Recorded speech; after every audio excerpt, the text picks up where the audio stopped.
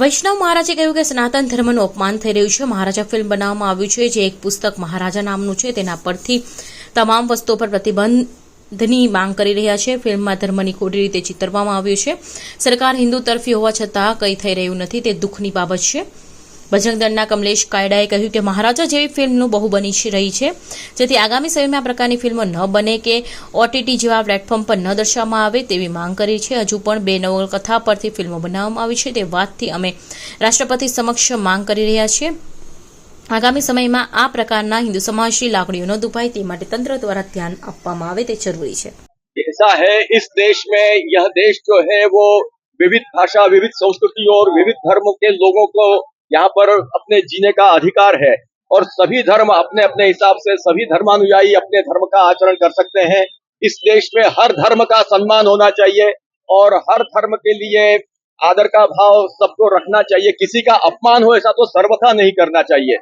किंतु विगत दिनों में सनातन धर्म पर आघात करती हुई अनेक फिल्में आ रही हैं, जिसमें अन्नपूर्णा, पीके आदि फिल्म भी विगत समय में आ चुकी है और अभी ये महाराजा फिल्म भी आई है, जिसमें धर्म ग्रंथ के भी गलत अर्थ बताए गए हैं, धर्म के सिद्धांतों को गलत दृष्टि से बताया गया है.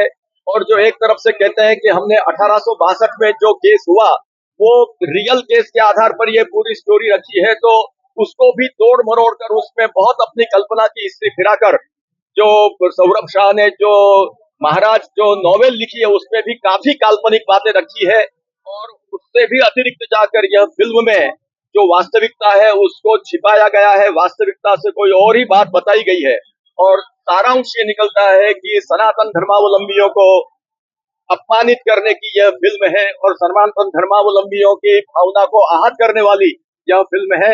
इसलिए हमारी मांग है सरकार श्री से कि उनके पास जो विशिष्ट पावर्स हैं सेंट्रल गवर्नमेंट के पास, उस पावर के अनुसार 69A इत्यादि जो कलमें हैं उसका उपयोग करते हुए इस फिल्म को बैन करें, इस पुस्तक को भी बैन करें. यह आज की इस रैली की विश्व हिंदू परिषद और बजरंग दल आदि सनातन धर्मावलंबियों की मांग.